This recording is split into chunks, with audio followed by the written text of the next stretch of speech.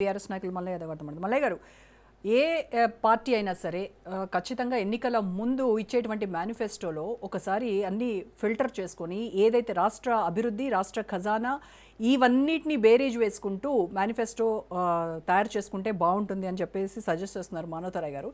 So BRS హయాంలో మీరు చేపట్టినటువంటి ఈ పథకాలు ఏవైతే ఉన్నాయో అది రైతు బంధు, దళిత బంధు, బీసీ బంధు, లేకపోతే ముస్లిం బంధు, ఇంకోటో అవన్నీ కూడా పాక్షికంగా మాత్రమే అమలు చేశారు. అట్ ద సేమ్ టైం ఎవరైతే అర్హులు ఉన్నారో వాళ్ళకు కాకుండా, పేదలకు కాకుండా బడాబాబులకు కూడా ఈ స్కీమ్లన్నీ కూడా వర్తింపజేసేలా చేయడంతో ఇలాంటివే రాష్ట్ర అభివృద్ధికి కుంటుపడేలా చేసినవి, రాష్ట్ర రెవెన్యూను కూడా డెఫిసిట్లోకి తీసుకెళ్లినటువంటి అంశాల్లో ఇలాంటివి మేజర్ అని చెప్తున్నారు మానవతరాయ్ గారు.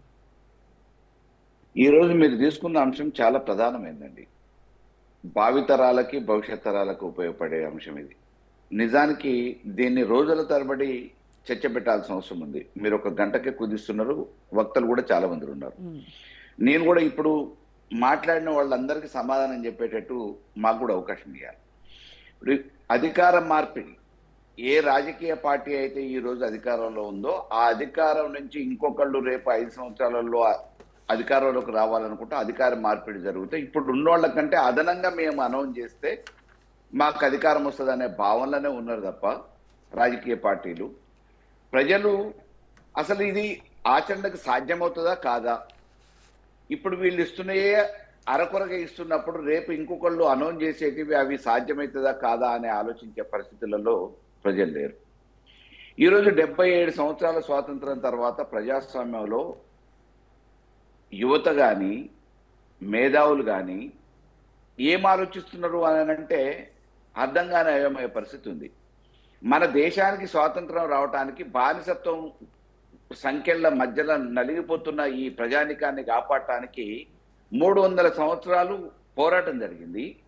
800 సంవత్సరాలు ఈ ప్రజలందరూ కూడా నియంతృత్వంలో జీవించారు.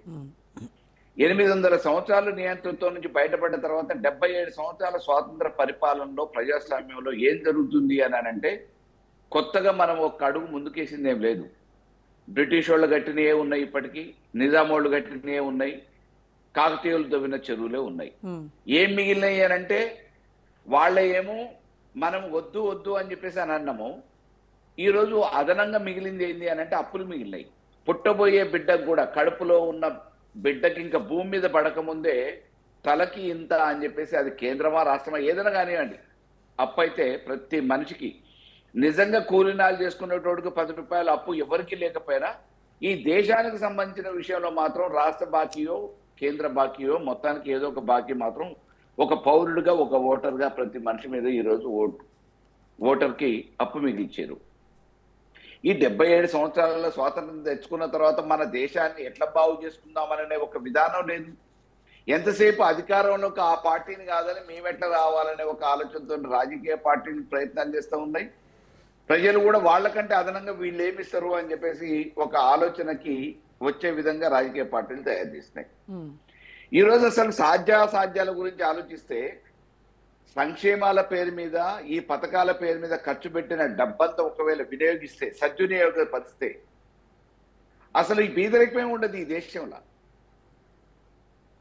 సంక్షేమాల పేరు మీద ఏదైతే ఇప్పటి వరకు సబ్సిడీలను రకరకాలుగా సంక్షేమ కార్యక్రమాల పేరు మీద ఇచ్చారో అవి మండలాల వారిగానో, గ్రామాల వారిగానో, రాష్ట్ర వారిగానో, జిల్లాల వారిగానో, నియోజకవర్గ వారిగానో ఇప్పటి వరకు 70 సంవత్సరాల ఖర్చు పెట్టిన పైసలన్నీ ఒక వ్యూహాత్మకంగా పెడితే సైంటిఫిక్ గా అక్కడ కావాల్సిన వనరులన్నీ సమకూర్చుకోగలుగుతాం. ఉపాధి ఉద్యోగ అవకాశాలు వస్తాయి, వ్యవసాయం మెరుగైతుంది, విద్య పెరుగుతుంది, వైద్యానికి అసలు అవసరమే పడదు. ఇటువంటి అన్ని సమకూర్చుకోగలిగిన ఆర్థిక వనరులు ఉన్న వాటిని సంక్షేమాల పేరు మీద అధికారం కోసం పాలకులు చేస్తే ప్రజలు కూడా ఎగబడి ఓట్లేసి ఎవరు మాకు ఎక్కువ ఇస్తా అంటే వాళ్ళకు పోతున్నాం అని చెప్పేసి అని ఒక భావన ఉంది తప్ప ఈ దేశ భవిష్యత్తు ఎందుకు 300 సంవత్సరాలు పోరాటం జరిగింది. మనం బానిసత్వం నుంచి నియంతృత్వం నుంచి బయటపడ్డం, ఏ స్వేచ్ఛ వాయువుల కోసమైతే బయటపడ్డామో వీటిని ఎట్లా మనం ఉపయోగించుకొని ఆర్థిక ప్రతిపత్తి కలిగిన సంపద కలిగిన దేశంగా ముందు పడాలనే ఒక ఆలోచన ఉన్న నాయకత్వం మనకు అవసరమని ఆలోచించే పరిస్థితులలో ఈరోజు యువత లేదు, విద్యార్థి లోకం లేదు, మేధావులు కూడా లేదు. మనకంటే వెనక దేశానికి స్వాతంత్రం తెచ్చుకున్న అనేక దేశాలు, ఎగ్జాంపుల్ చైనా ఏ స్థాయిలో ఉందండి, ఎక్కడికి పెరిగిపోయింది, ఎన్ని రంగాలలో అభివృద్ధి చెందిరు, ఇవాళ దేశ విదేశాలకి సప్లై చేసే ప్రతి వస్తువుని వాళ్ళతో సప్లై చేసే కాడికి ఎదిగారు. ఎందుకు? ఒక శాస్త్రీయతతోని ముందు చూపుతోని వాళ్ళు ఆలోచన చేసారు. పాలకులు ఆ రకంగా ఉన్నారు, ప్రజలు ఆ రకంగా ఆరాధిస్తున్నారు అనేది మనం చరిత్ర చూస్తున్నాం, చెప్పుకుంటున్నాం. మరి మన దగ్గర ఏంటి లోటు? అన్ని రకాల సాంప్రదాయాలు ఉన్నాయి, అన్ని రకాల వనరులు ఉన్నాయి, అన్ని రకాలుగా అవకాశాలు ఉన్నాయి, మేధస్సు ఉంది. మన దగ్గర మేధస్సు ఉపయోగపడక ఈ యువతరం వేరే విదేశాలలో పోయి స్థిరపడి మన మేధస్సుని ఈడ చదువుకొని ఈడ అన్ని రకాల అవకాశాలు లేక వాళ్ళ మేధస్సు తగ్గట్టు లేక వేరే విదేశాలకు పోయి వాళ్ళ తెలివి నమ్ముకునే పరిస్థితికి వచ్చింది. మన దేశంలో ఉపయోగించుకుందామనే ఆలోచన పాలకులకు ఎక్కడ ఉందా? ఇక్కడ చదువుకున్న పెద్ద పెద్ద డాక్టర్లు బయటకు పోతారు, ఇక్కడ ఉన్న ఇంజనీర్లు బయటకు పోతారు. ఏంది అనంటే ఇక్కడ అవకాశాలు, ఇక్కడ కంటే మెరుగైన అవకాశాలు వేరే దేశాలు పిలుస్తున్నాయి, మాకు జీతాలు ఇస్తున్నాయి, మా తెలివిని వాళ్ళు గుర్తిస్తున్నారు అని చెప్పుకునే పరిస్థితికి వచ్చింది. మన దగ్గర ఉపయోగించుకుంటే వాళ్ళకంటే ఎక్కువ మనం ముందు పెరగలేమా?